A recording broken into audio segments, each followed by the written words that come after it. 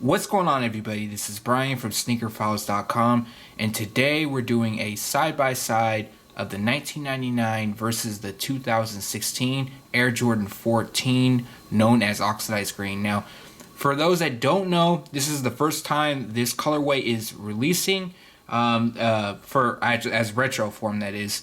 So we have the 1999 version, which is right here, as you can see, kind of fogged in the emblem right here, and you can see on the retro pair looking pretty fresh, you know, in that respect. But other than that, the 1999 is a size 9.5 and the 2016 is a 10. So I just wanted to throw that out there, a bit of a little disclaimer. And you guys by now already know the retro release is dropping this Saturday. Resale will be $190.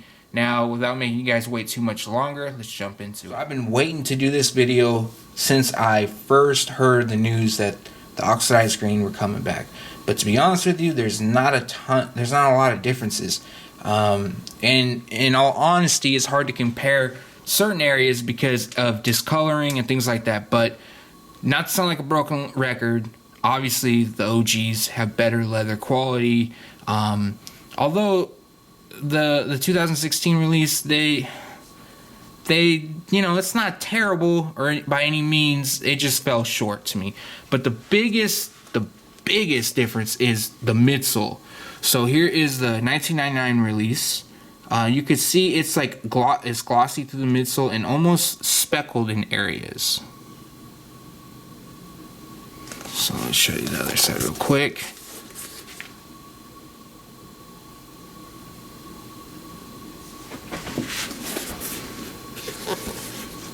See that, and then from the 1990 or the 2016, slightly glossy, but it's a lot more flat. In my opinion, there's no real like glitter effect to it. I know a lot of you guys don't like glitter, but the fact that those are OGs and it came with it, to me, it gets a pass. But yeah, other than that, I mean, there's not a ton. Like, the differences was just pretty crazy.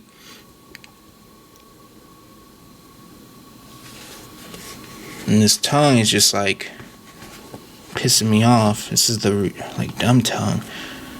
A bit wider on the, which is weird because this is a size 9.5. This the OGs are smaller size, but the tongue is a bit wider. Even with this like messed up.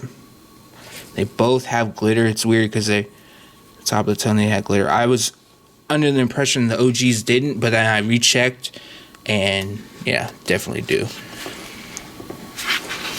So bring you just closer. Has that integrated lacing system. Both style laces are pretty much the same, like that flat, somewhat oval style.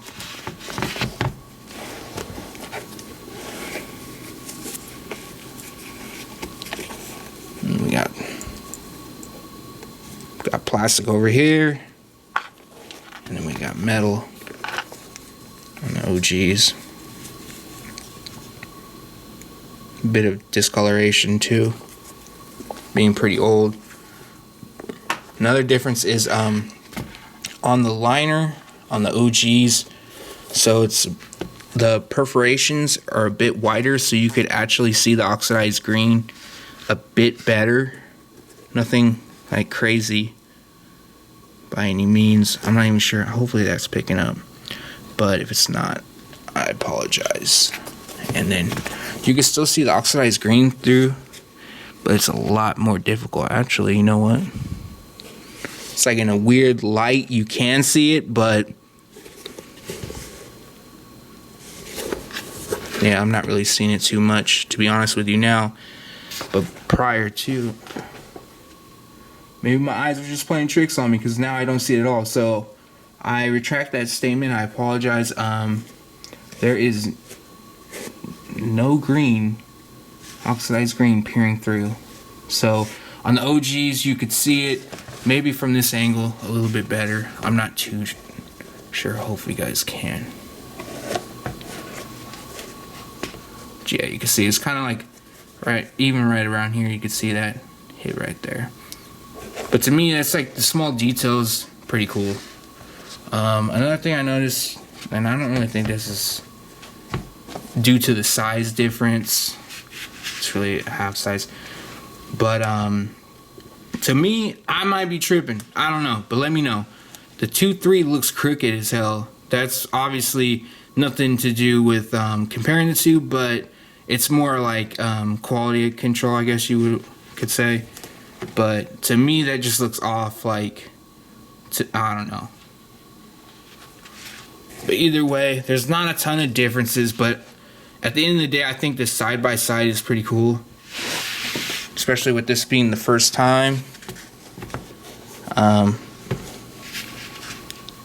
But yeah, other than those things, I mean, the quality, we're just gonna have to live with that.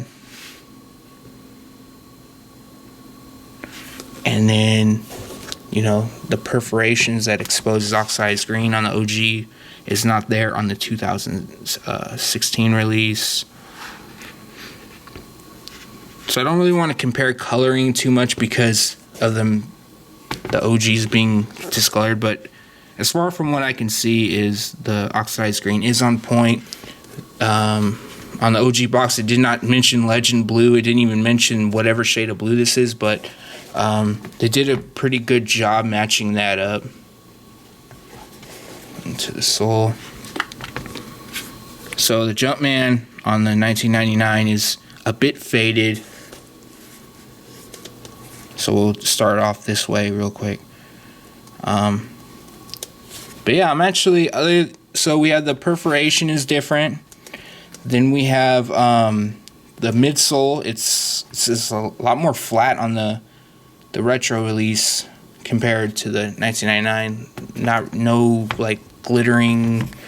I'm not sure if that'll make you guys upset, but to me, they did a good job. And I'm trying to really not be biased because you guys already know how I feel about the 14s, especially this colorway.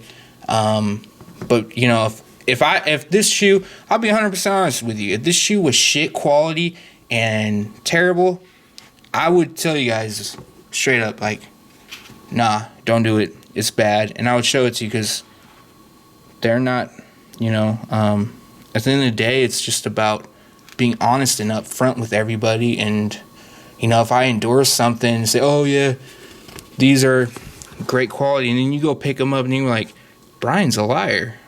So I'm not trying to really have anything like that. And that's what Sneaker Files was built on. There's been many times where brands want us to remove something because it doesn't showcase, doesn't put them in a great light, and we don't comply. But we will comply, like if they ask like us to remove something because it's leaked too early, just because, you know, they asked, I guess, and that's the right thing to do. But yeah, you see these little hits of green back here real quick. Obviously going to be different shades just because I'm pretty sure that's due to discoloration from age. But yeah, overall I'm happy with the release. You know, other than that, yeah, what I've noticed too right here is the padding is a lot thicker too. Interesting.